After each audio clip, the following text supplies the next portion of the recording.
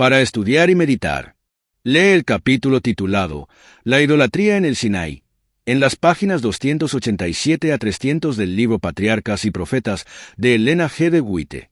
En el contexto del pecado del becerro de oro, Elena G. de White escribió: los israelitas eran culpables de haber traicionado a un rey que los había colmado de beneficios, y cuya autoridad se habían comprometido voluntariamente a obedecer.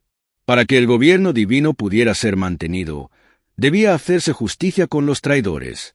Sin embargo, aún entonces se manifestó la misericordia de Dios. Mientras sostenía el rigor de su ley, les concedió libertad para elegir y oportunidad para que todos se arrepintieran. Únicamente fueron exterminados los que persistieron en la rebelión. Era necesario castigar ese pecado para atestiguar ante las naciones circunvecinas cuánto desagrada a Dios la idolatría.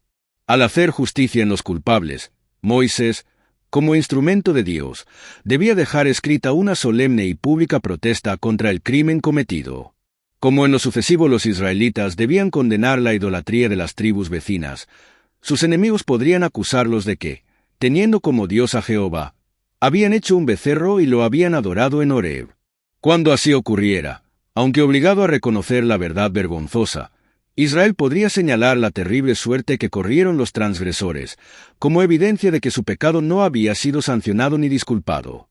El amor, no menos que la justicia, exigía que este pecado fuera castigado. Por obra de la misericordia de Dios, miles de personas sufrieron para evitar la necesidad de castigar a millones.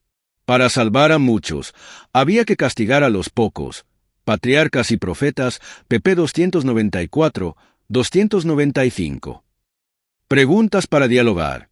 ¿Por qué crees que tantas personas tienen dificultades con el concepto de la ira divina? ¿Qué te ayuda a entender ese concepto? ¿Qué problemas surgen siempre que las personas procuran vengarse, pero que nunca ocurren cuando la venganza es dejada en manos de Dios? ¿De qué manera el juicio de Dios contra Israel después de la rebelión del becerro de oro fue también un ejemplo de la misericordia divina? ¿Qué otros ejemplos bíblicos muestran que incluso el juicio de Dios es un acto de amor? Aunque entendemos que Dios se indigna justamente contra el mal y juzga con perfecta justicia, ¿qué importancia tiene que nos abstengamos de condenar a los demás? Discute esto particularmente a la luz de 1 Corintios 4. 5. Comentarios Elena G. de White. El conflicto de los siglos, el destino del mundo predicho, pp. 22, 23. En los lugares celestiales, 23 de septiembre. Dulzura a través de la aflicción, p. 275.